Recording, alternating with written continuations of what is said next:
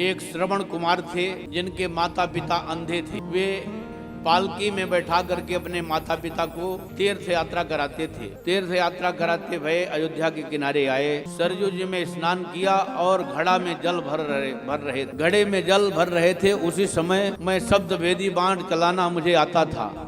मैंने सोचा कोई हिरन पानी पी रहा है, मैंने बाण संधान करके मार दिया। वहां शब्द वेदी बाण मारा यहीं से, तो जा करके उसके छाती में लगा और उसने हा राम कहा। तो मैंने सोचा कोई मनुष्य है, उसके पास दौड़ा दौड़ा गया, देखा ये तो मानव है। सारा समाचार पूछा। उसने कहा मेरे माता पिता बहुत अधिक प्यासे हैं, जल उन्हें पीना है, तुम ले जाकर के जल पिला देना, तब फिर मेरी बात बताना। श्री महाराज दशरथ जी ने उसके सीने से बाण निकाला है, ओंकार कह करके उसने प्राण छोड़ दिया। इस प्रकार से श्रवण की मृत्यु हो गई। श्रवण के माता पिता को ले जाकर के दशरथ जी महाराज जल पिलाने लगे। श्रवण के माता पिता कहते हैं बिना बोले मैं जल पान नहीं करूंगा, आप बताओ आप कौन हो जो आज मेरे पुत्र मुझसे बोलते क्यों नहीं हो। श्री दशरथ जी महाराज ने कहा कि आपके पुत्र नहीं, मैं आपके पुत्र का हत्यारा दशरथ हूं। मैंने आपके पुत्र को मार दिया धोखे से। शब्द वेदी बाण चला करके ये जल उसी का भरा हुआ है, किनारे रखा हुआ था, वो घड़ा लेकर के मैं आया हूं, उसका दिया हुआ जल आप पान करिए। वो क्रोधित होकर के कहते हैं अरे राजन, अब मैं जल नहीं पीऊंगा, मुझे तो चिता बना दे। मैं अपने पुत्र को गोद में लेकर के दोनों प्राणी एक साथ चिता में जल करके मर जाऊंगा। दशरथ जी महाराज ने चिता बनाई और चिता में श्रवण को लेकर के उनके माता पिता बैठे और बैठ करके योगाग्नि से अपने शरीर को जलाने लग गए। आग लगा दिया, पूरे चिता में आग लग गई। उस समय मरते मरते श्रवण के पिता ने कहा अरे पापी दशरथ, जिस तरह से मैं अपने पुत्र के वियोग में मर रहा हूं, उसी तरह से तू भी अपने पुत्र के वियोग में मरेगा। कोई उस समय तुम्हें अग्नि देने वाला नहीं रहेगा, तुम्हारे शरीर में मक्खी भिनगेगी, तुम्हारे शरीर का कोई देख रेख करने वाला उस समय नहीं रहेगा। चार पुत्रों में से कोई भी पुत्र तुम्हारे पास नहीं रहेंगे। इस प्रकार से श्राप दिया। आज मैं राम जी के वियोग में प्राण छोड़ रहा हूँ। मेरे पास भरत शत्रुघ्न ननिहाल में हैं, राम लक्ष्मण वन में हैं। अब मैं अपने प्राणों को छोड़ूंगा। कौशल्या जी ने नाना प्रकार से समझाया है, लेकिन राम राम कहि राम कहि, राम राम कहि राम, तन परिहर रघुवर विरह राय गए सुरधाम। श्री 6 बार राम राम राम राम राम राम राम राम कहते हुए श्री दशरथ जी महाराज अपने प्राणों को छोड़ दिया है। जियत मरद फल दशरथ पावा, अंड अनेक अमल जस गावा।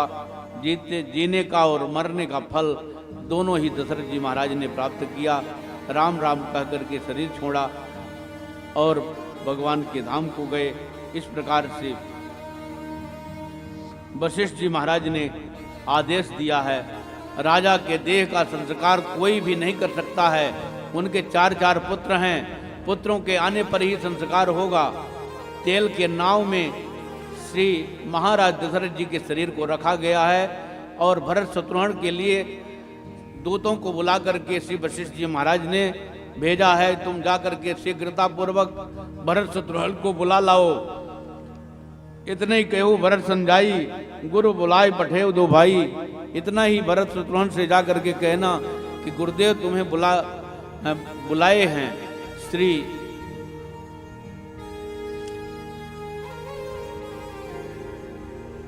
गुरु जी के वचनों को सुन करके जो दूत हैं जाते हैं और वहां जाकर के श्री भरत जी महाराज जी से कहते हैं, भरत जी महाराज समाचार सुना है, और वहाँ से इतनी तेजी से चलते हैं कि यही विधि भरत नगर नियराई, एक निमेष कल्प समझाई, एक निमिष निमिष कल्प के समान व्यतीत होता है। श्री भरत जी महाराज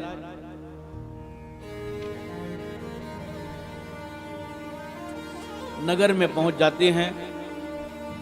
श्री भरत जी महाराज पहले अपनी माता कैकेयी के भवन में जाते हैं। कैकेयी दौड़ करके जो है आरती सजा करके दौड़ती है और भवन में ले आती है आरती करके। श्री भरत जी महाराज कहते हैं, मैया कैकेयी, हे माता जी, सारे परिवार के लोग दुखी क्यों हैं? मुझे कोई भी यहाँ आपके अतिरिक्त सुखी नहीं दिख रहा है, क्या बात है? श्री कैकेयी जी ने कहा, सारी बात बताई कि सकल बात कैकेयी ने, मंथरा ने सारी बात संभाल लिया है। किसी भी प्रकार से कोई भय मंथरा सहाय विचारी, तात बात में सकल सवारी, मैंने सारी बात को संभाला है। हमारी मंथरा ने बहुत सहयोग किया, परंतु कछुक काद बीच बिगाड़ो, भूपति सुरपुर पुर पगधार्यो। कुछ बात विधाता ने बीच में बिगाड़ दिया कि राजा स्वर्ग लोक को चले गए। सुन करके भरत जी महाराज व्याकुल हो गए हैं, मूर्छित हो गए। और जब मूर्छा जगती है तो कहते हैं, हे माता जी, आप ये बताओ पिताजी के मरने का कारण क्या है? क्या रोग हो गया था पिताजी को कि वो मर गए? श्री कैकेयी जी ने सारी बात आदि से समापन करने, कुटिल कठोर विमल मत बरनी, आदि से समापन करनी, कुटिल कठोर मन बरनी, आदि से अंत तक मैंने 2 वरदान मांगा, जिसमें एक वरदान में आपके लिए राज्य और राम जी के लिए वनवास मांगा। वन में राम जी चले गए और वन में जाने के कारण, राम जी के वन में जाने के कारण राजा विलाप करते करते अपने प्राणों को छोड़ दिया। इस प्रकार से राजा के जाने की बात कही। श्री भरत जी महाराज जी को पिता का मरण भूल गया। सुमिर राम बन गौन, राम जी का वनवास सुन करके पिता का वनवास, पिताजी का मरना भूल गया। हे तो अपन पौजान जी थकित रहे, धरे भर मौन, इस प्रकार से थकित रह गए। श्री विकल देख करके भरत जी महाराज जी को नाना प्रकार से कैकेयी समझाती है कि पिताजी सोच करने योग्य नहीं है। उन्होंने जीवन में बहुत सारा पुण्य कमाया है, सारे भोगों को भोगा है, जीवन सफल जन्म फल पाए, अंत अमर पद सदन सदाए, अंत में अमरपुर को गए हैं, स्वर्ग लोक को गए हैं। धीरे धरे ले उसासा पापिन सबे भांत कुल नाथा, जौं पे गुरुच रहित अज तो ही जन्म काहे न मारे समोही। श्री भरत जी महाराज नाना प्रकार से विलाप करते हैं। हे कैकेयी, तुम्हारे हृदय में इतना कपट भरा हुआ था तो जन्म लेते ही मुझे मार क्यों नहीं दिया? यदि कुल कलह मुझको तुमने जन्म दिया, मेरा जन्म ही नहीं होता और जन्म हुआ तो तुम मार देती। इस प्रकार से नाना प्रकार से जो है विलाप करते हैं। भूप प्रतीत तोर किम कीन्ही, मरण काल विधि मत हर लीनी।